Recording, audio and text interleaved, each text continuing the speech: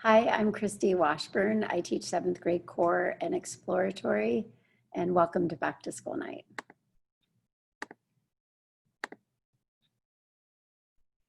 So a little bit about me. Basically, I have a wonderful family and 3 beautiful children. My oldest is 24 and on her way to starting her master's in nursing and midwifery in Atlanta, Georgia. My middle is 18 and she's at Sierra College and works part-time.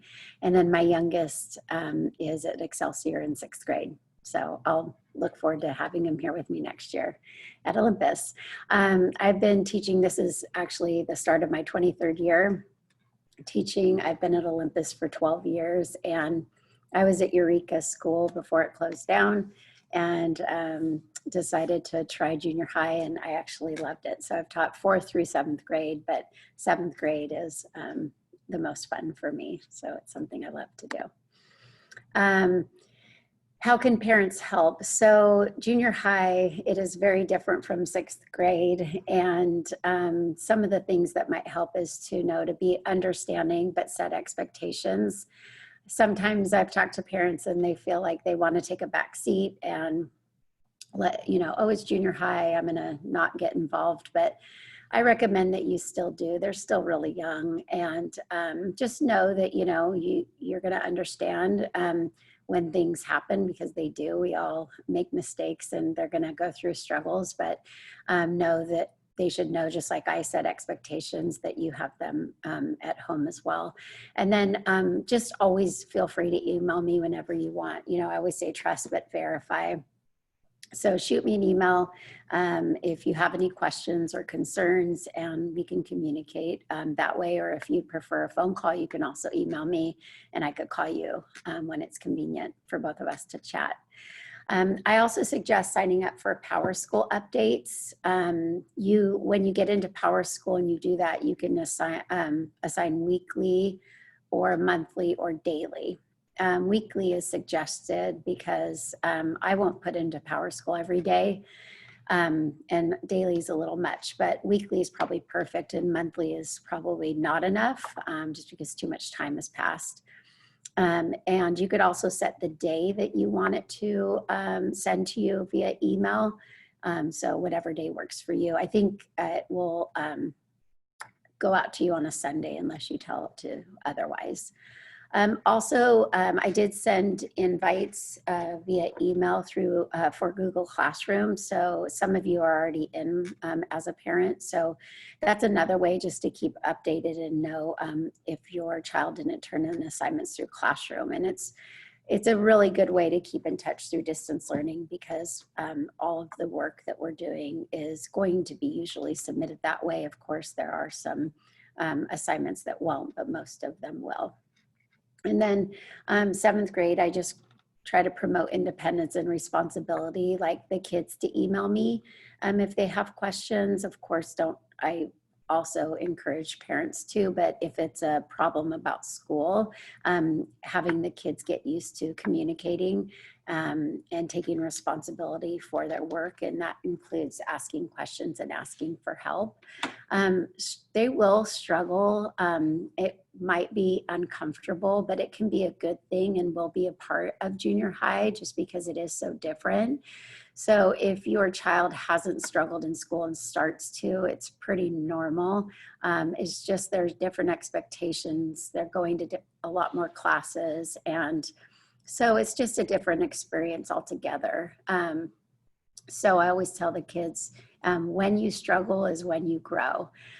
So what my philosophy is, we'll grow together, we'll learn together, we will make mistakes together. It's really just part of life.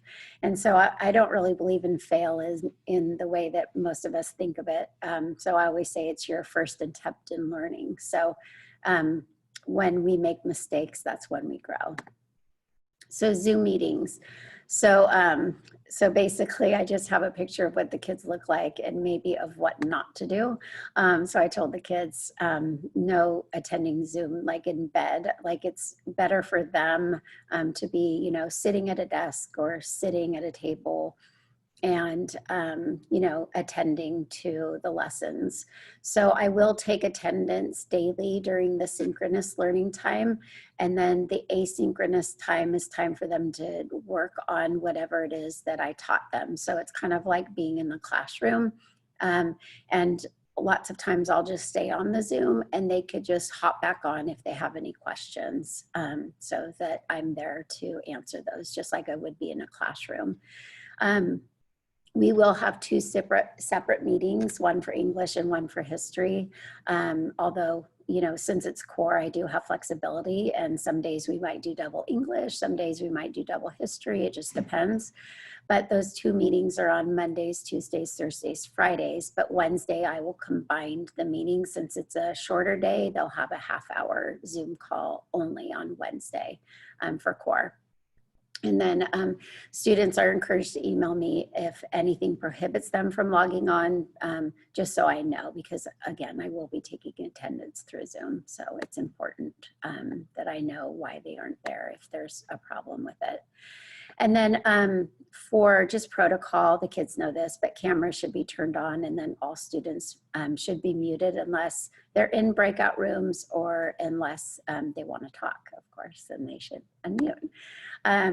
What is core? Basically, I teach English and history. So again, usually they're separated into periods, but sometimes with flexibility, I can double up if I need to. We are considered like a homeroom. So usually the kids in core get to know each other a little bit better just because we have more time together. And so we build really strong bonds and relationships. So it is considered kind of like a homeroom. I teach mindfulness and mindset. So basically, if they were in my classroom, there would be a bulletin board on this, but I really go from, this one doesn't say it, but I go from a fixed mindset to a growth mindset and try to teach them how to change. It takes time, it's not easy. I work on it too, even as an adult. But just to look at situations differently and to be able to know that you can always grow and that you're not stuck. So instead of looking at a project and saying, oh, it's good enough, or oh, I just made a mistake, oh my gosh, you know, that's horrible. But just like, hey, mistakes help you learn, they help you grow. Or instead of saying it's good enough, maybe, you know, is this really my best work? What more can I do to, you know, get to have it look the way I want it to look? So that's something that I talk to them about quite frequently. I always also believe that communication is important for just us to have, you know, a good relationship, both parents to me as well as students. And then I also teach depth and complexity icons. And so again, if it was in my class, they were in my classroom, it would be up on the wall. But this can be found in several places, my website and in the journal. And so basically, I am a GATE certified teacher. I do teach GATE students, but you don't have to be GATE to be in my class. The great thing about icons of depth and complexity is that every kid can learn how to write and communicate this way. And so I just basically meet them where they're at and help them to grow. But by connecting to the icons, you can kind of really help, like when it says depth, help deepen their understanding. And every kid will have a different complexity to what they can get out of different types of what stories or writing or anything that we do like that. So that is something that we will do a lot together, especially in journals. Homework expectations, it shouldn't be a whole lot, just because, well, even if we make it back to the classroom, I don't like to give a whole lot of homework. But I always ask the kids to be pretty honest with me if they feel like they have a lot, because I don't really know unless they tell me. And you can also shoot me an email if you feel like it's a little much. But like during distance learning, they should be doing most of their work during that asynchronous time. And if anything spills over to after school, then it shouldn't be a whole lot. When we start getting into the journals, if they'll be on 3-week rotations, I'm going to talk about that in a minute, but sometimes that leads to lots of homework. If they don't stay on top of writing, then they might have a lot of homework the day before their journals due because they waited till the last minute. That does happen. So for texts and references for English, we are going to use Amplify, which is web-based. It's the same thing they did in 6th grade, so it's nothing new to them. But I'm going to spend a lot more time doing class novels. We'll do 1 to 2 a trimester, hopefully 2. And if I cannot provide a PDF for the kids, then sometimes you might have to come to the school and grab a class novel, but I will have them available if needed. And then for grammar, we will do Katya's and No Red Ink. So I will talk about that a little bit more. But basically, mostly for Amplify and for class novels as well, though, we will be doing some comprehension checks. Amplify has lots of quick writes, which is very powerful in helping them just write without worrying about spelling, grammar, punctuation, capitalization, any of those errors. It's just getting ideas out, which in turn helps them write better overall. And then vocabulary, class novels and Amplify will kind of deal with that. For history, they should have received their textbook. That stays home even if we do come back to school. And then we also will supplement with different websites. So we do Common Core, Social Studies, which actually connects with the book. So that's kind of nice. And then Big History Project, SHEG, and then UCI. So those will be provided to the kids, but just so you know, we are using other like websites as well. And this is a picture of journals when I'm putting them together for the kids. So hopefully, if you didn't get a journal, either forgot to pick it up on when you got your history book and your math books, or you just never did that. I think Mr. Healy has another date where you can stop by the school and grab it. But the journal is for actual writing. And so I will be collecting it about once a month. And so what I did is I put in all of the information that they'll need throughout the entire year. So it's there and handy for them, even though I won't be collecting it since we're on distance learning the way I would if we were in the classroom. I just want them just to have access to the information in easy places.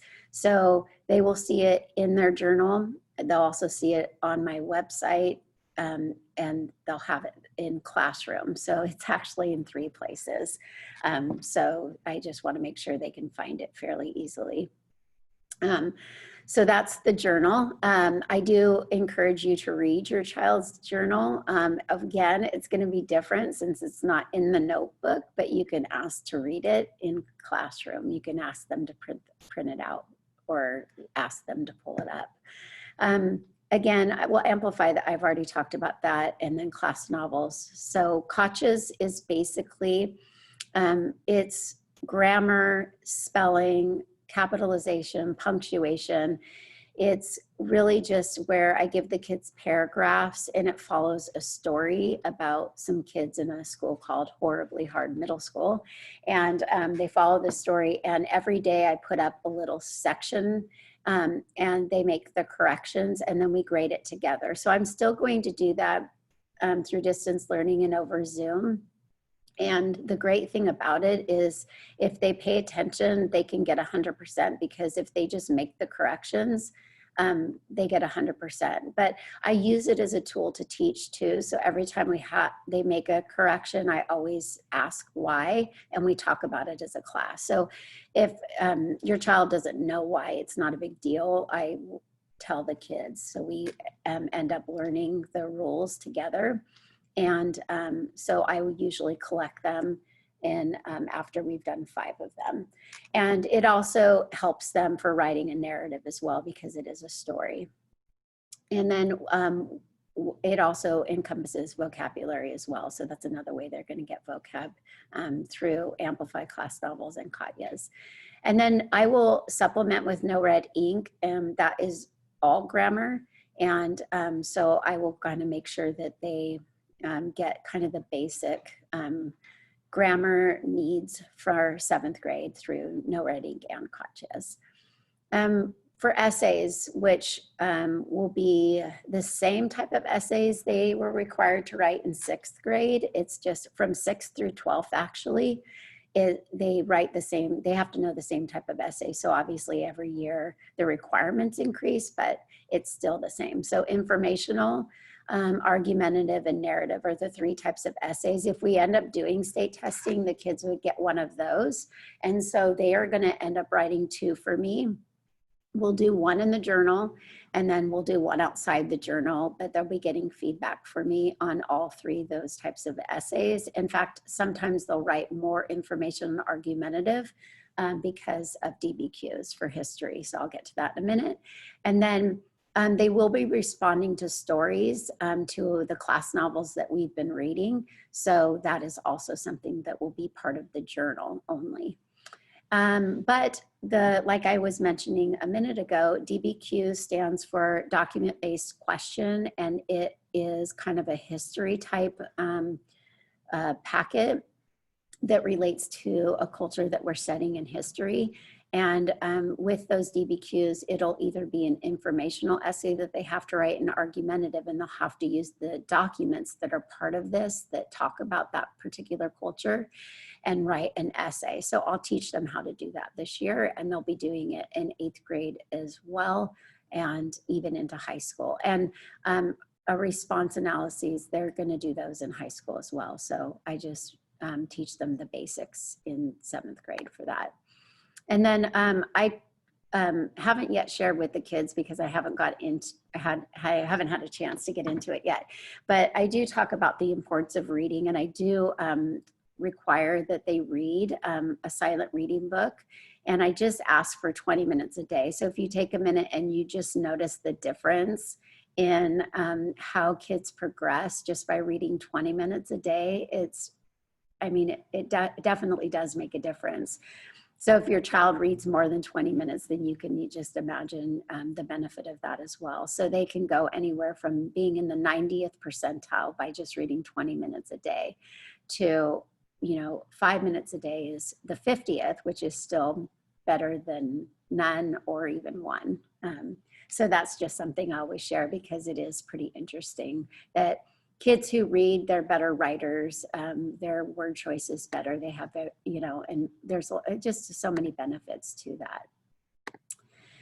For history, we'll be studying the Middle Ages, and basically throughout the different chapters that we review, they are going to be understanding cultures that developed independently, and then the impact of those exchanges between the cultures. So that aligns with our new standards for history.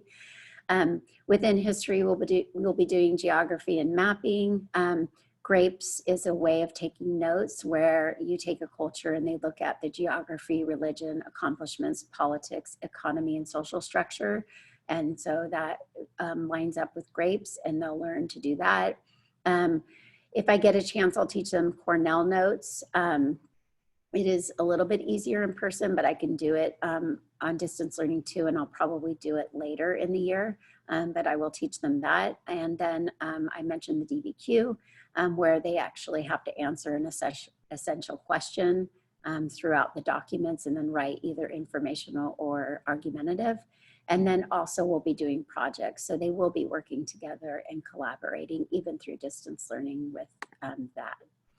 My grading policy is just pretty basic. So I just, you'll see a grade for English and a grade for history, and it follows just the normal types of percentages. I do accumulate the points. I just kind of make each assignment worth different amounts based on how long it took them to complete it. I do accept late work. There is a penalty for that. So if your child has a 0, you know that I do accept late work, and they know it too. So I just ask that if they're going to do it late, that it's actually done entirely. So I don't, if they do it late and it's also incomplete, then I want them to learn from it. That's why I accept late work. So having it complete is better than turning it in incomplete and late at the same time. And then the one thing about grading is that journals are never optional because it's such an important part of growth in writing. So if a student turns in a journal, I will accept it late, but I will also be working with kids in asynchronous time if I feel like they need help with their journals and with writing. So finally, we're at the end. It's good to know, basically, you can go ahead and check my website, and I have the site. The district is supposed to connect these new sites to our Olympus website, but I don't think it was done previously. But I also have a link in Classroom, so you can also, when you accept the invite to Classroom, you can go through there. But you can subscribe to my calendar through here if you want to, and just hit the plus sign and you can subscribe that way. And then through my website, you can access syllabus. For supplies, you won't need them until we get back to school. There might be a few things that they need, but it was pretty basic, like notebook or binder, to have loose paper just to put it in a binder. The daily schedules are here if you click it. And then of course, here under resource and materials, as I was talking about all of the different types of copies that I have in the journal, I also have them here for you. So you can see that there as well. So that's how you access my site and my calendar. And then again, Classroom, go ahead and accept the invitation, and you can also get updates from Classroom. For projects, I had mentioned that they would be working with partners and collaborating. I just ask the kids when they do collaborate to be pretty forthcoming if they're having any issues, so I can get involved and help. The great thing about Breakout Room with Zoom is I can pop in, so I kind of get in there and just visit each of the breakout rooms.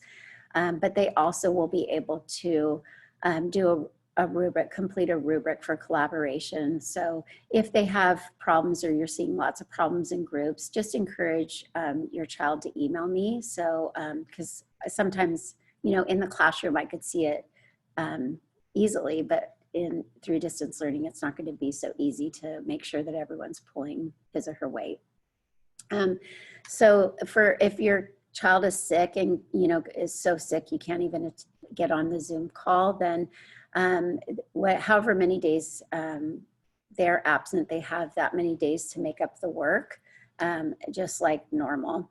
The only exception is I give like lots of time to do the projects and journals. In fact, the journals are every 3 weeks, most likely once a month. So if your child's journal is due on a Friday and let's say he's absent, then on Monday when he comes back or whatever day, that journal's due. No extra days on that. And that's the same for projects. But I'll remind the kids a lot too. And then we do a merit system.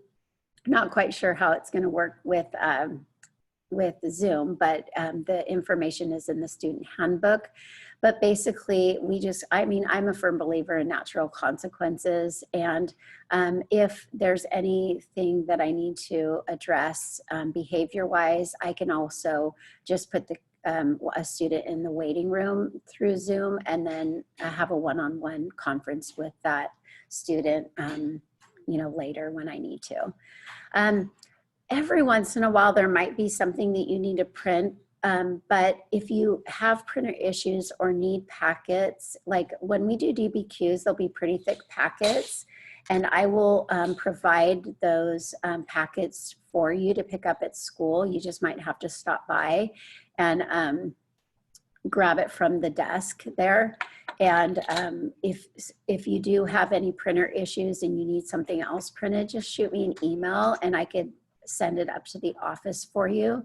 But I don't expect you guys to print like really thick packets, so I'll always do that ahead of time. But if you want to print them at home, then of course you don't have to come by to the school to grab those. Just, I guess, ending with communicate often. This is my email address. You can find it on my Google site. You can find it on the Olympus website. Feel free just to email me. And like I said, if you feel like we need a phone call, then definitely we could do that as well, and chat to make sure that we are all on the same page and that everything is going smoothly. Anyway, thank you so much for attending Back to School Night.